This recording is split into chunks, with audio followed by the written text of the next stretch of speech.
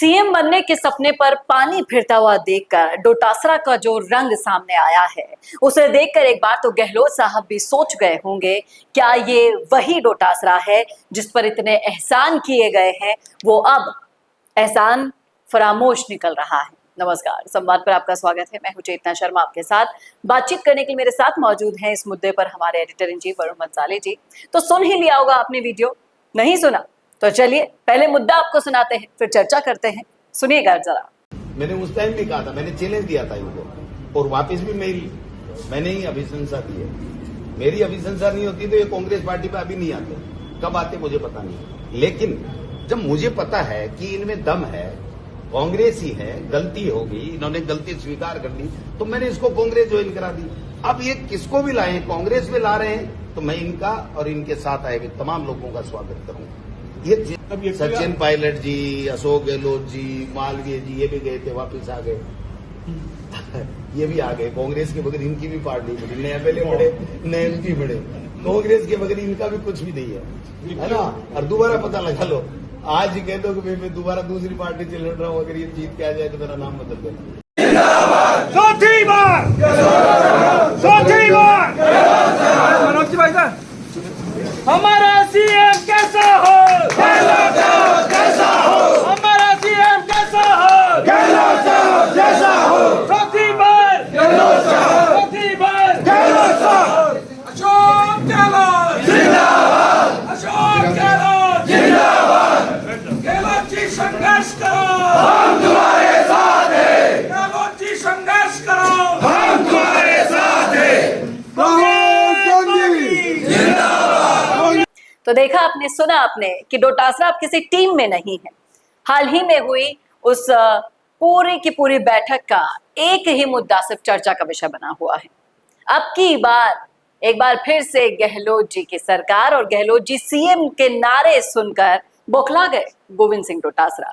आखिर क्यों, क्या पीछे इसके छुपा होगा सर? पीछे छुपी है गहरी, बहुत गहरी फ्रस्ट्रेशन इस बात की कि हाल ही में भाई साहब का एक वीडियो भी वायरल हो गया था।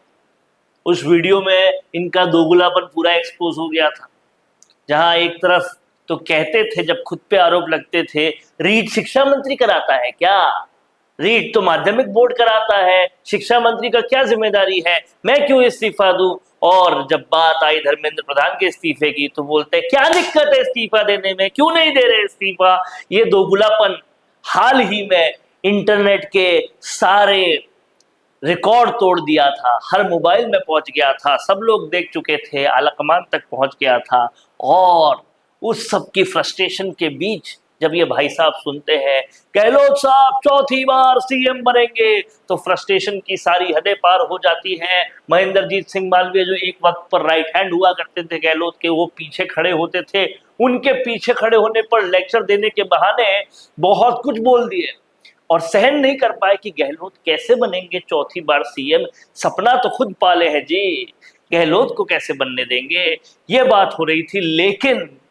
लेकिन डोटासरा साहब, आप कैसे एक्सीडेंटल प्रदेशाध्यक्ष बने थे वो भूल गए क्या? अगर सचिन पायलट गहलोत के कारनामों से दुखी होकर मानेसर ना गए होते, गहलोत के पिंच कर करने वाले कामों से फ्रस्ट्रेट होकर वो सारे विधायक मानेसर ना गए होते, तो क्या आप कभी प्रदेशाध्यक्ष बने होते? एक्सीडेंट से प्रदेशाध्यक्ष बनने वाले क्या एक और एक्सीडेंट का इंतजार कर रहे हैं, वो हो जाए तो शायद सीएम बन जाऊं? अरे उससे पहले आपको बहुत सारे पद मिल चुके हैं, बड़े बड़े पद मिल चुके हैं, आपको बड़ा पद मिल चुका है, आपको बड़ा पद मिल चुका है। आप पेपर लीक के बड़ा पद चाहिए, उसी की तो लड़ाई है। नहीं, आप पेपर लीक के जनक का पद आपके पास है। आपके पास रिश्तेदारों को आरएएस बनाने के कमिटी के चेयरमैन का पद आपके पास है। आपके पास आरएएस इंटरव्यू में धांधली करने वालों की फहरिस्त में टॉपर आने का पद आपके पास है। इतने बड़े बड़े पद होने के बावजूद और कौन सा पद चाहिए आपको डोटासरा साहब? इनको चाहिए राजस्थान का सिरमौर होने का पद, जिसके बाद ये और भी धांधलियां करते रहे। मोरिया बोल गया, बोलते बोलते आपको सिरमौर बनना है। लेकिन सोचना ये पड़ेगा कि मोर जब नाचता है तो सब देखते हैं, गमछा कितना भी घुमाओगे कारनामे खत्म नहीं हो पाएंगे। सोशल मीडिया पर सब कुछ जिंदा रहता है, इसीलिए वो क्लिप वायरल हुई थी, दोगलापन वायरल हुआ था। और अब सीएम बनने के सपने ये देख रहे हैं, क्योंकि इनको एक नहीं दो चीजों का हालिया फ्रस्ट्रेशन, वैसे तो बहुत सारा है, हालिया फ्रस्ट्रेशन दो चीजों का है। एक तो वो वीडियो दोगलापन वाला वायरल हुआ, वो हमने बताया ही। दूसरा, किरोड़ी लाल मीणा सीधा पहुंच गए केंद्र मंत्री के पास, केंद्र गृह मंत्री के पास, सारे सबूत सार्वजनिक भी कर दिए, उनको भी दे दिए, भैया ये देखो पेपर लीक के सारे सबूत डोटासरा के खिलाफ है, आप पे लोग उंगली उठा रहे हैं नीट के लिए, देखो ना जनक कौन है। सारे सबूत सार्वजनिक करते हुए दे दिए गृह मंत्री को।